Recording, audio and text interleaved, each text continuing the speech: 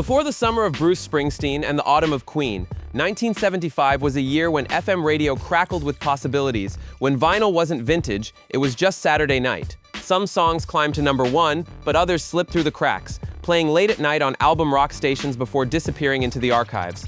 Today, we're resurrecting 10 anthems that deserved more. Songs that could walk right back onto today's playlists and own them. Let's bring them back, starting with number 1. Number 10 takes us to Kansas, the progressive rock warriors from Topeka who were still building their sound when they released Song for America in early 1975.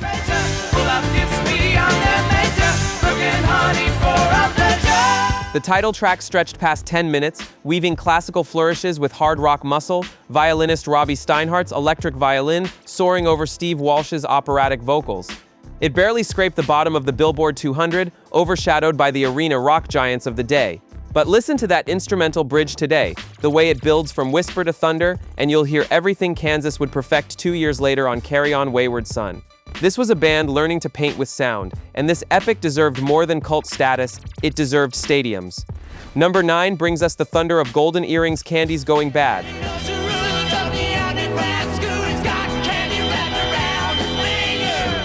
A track that showcased the Dutch rockers at their grittiest. While Radar Love had conquered radio the year before, this follow-up from their album Switch mixed garage rock attitude with psychedelic swirls.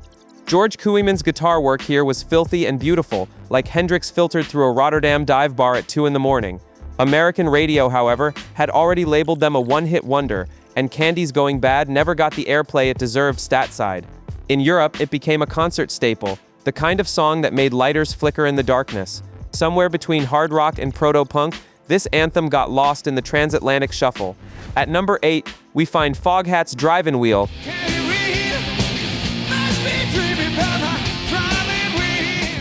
A blues-soaked burner from their self-titled third album that deserved to sit alongside Slow Ride in the classic rock pantheon. Nostalgic, lonesome Dave Peverett's raspy vocals rode atop a rhythm section that rumbled like 18-wheelers on a midnight highway.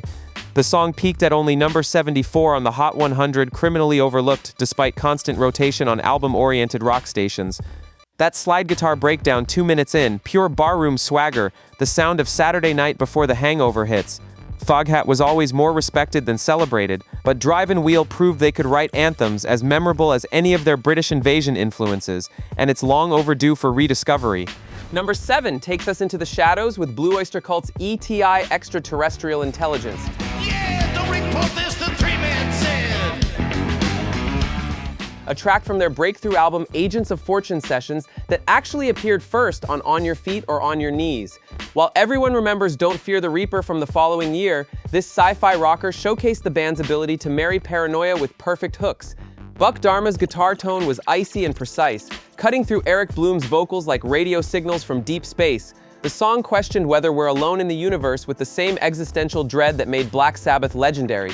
It got lost between the proto-metal of Cities on Flame and the mega success that was coming.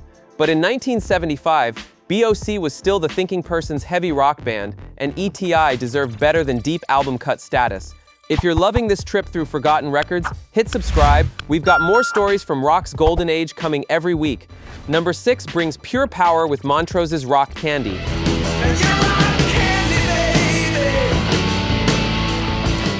A track that predated Van Halen's explosiveness and gave Sammy Hagar his first taste of rock immortality. Released in 1973 but still burning up FM radio through 1975, this was the song that proved guitar and attitude could flatten everything in their path. Ronnie Montrose's opening riff was a blueprint.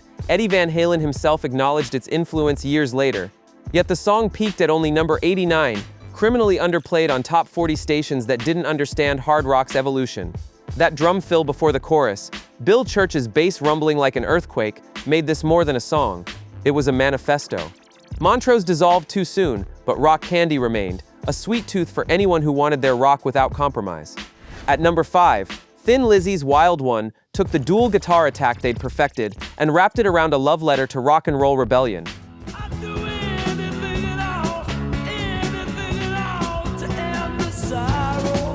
Phil Lynot's voice carried both tenderness and menace, the poetry of Dublin streets meeting the swagger of American rock.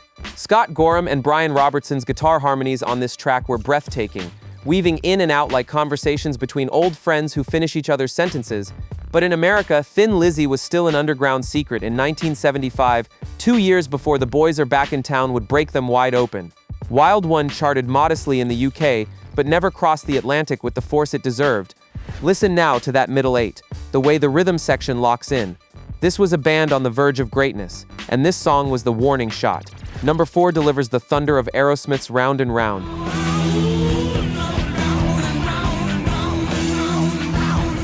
A track from their Toys in the Attic album that got overshadowed by Walk This Way and Sweet Emotion. But make no mistake, this was Steven Tyler and Joe Perry at their hungriest, the blues rock fusion that would define their career already in full bloom. Nostal grooved harder than almost anything on rock radio that year. Tyler's harmonica adding a roadhouse grit to Perry's serpentine guitar lines. Jack Douglas's production captured the band sweaty and alive, recording at the record plant like they were playing a Boston bar at midnight. It was never released as a single, which by most accounts was a tragic miscalculation. Round and Round deserved to be the third smash from that legendary album. Instead, it became a fan favorite, the kind of deep cut that true believers clung to. Number 3 takes us to the cosmic side of rock with Styx's Lorelei, a song that showcased the band's theatrical ambitions before they conquered arenas with Come Sail Away.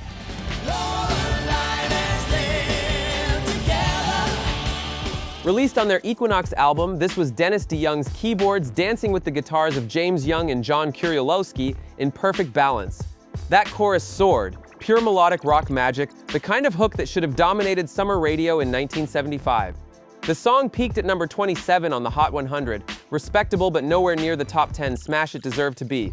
Maybe radio wasn't ready yet for Styx's blend of art rock and pop accessibility, but Lorelei pointed toward everything the band would become: ambitious, emotional, and unafraid of big gestures. This was the turning point, the song that proved Styx could write anthems for the masses. Number 2 brings us pure guitar ecstasy with Bad Company's Feel Like Makin' Love.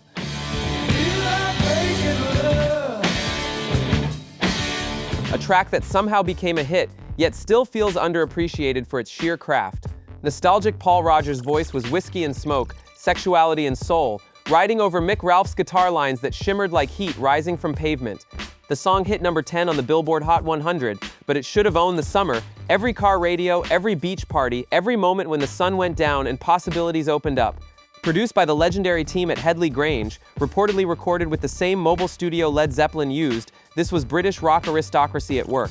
That breakdown before the final chorus, when everything drops away except the bass and voice, pure dynamics, the kind of arrangement that separates good from great. Bad Company made it sound effortless, but this was masterclass songwriting, and yet it's often forgotten in the pantheon of 1970s rock classics. And finally, number 1, the anthem that could walk into any radio format today and demand attention, Electric Light Orchestra's Evil Woman.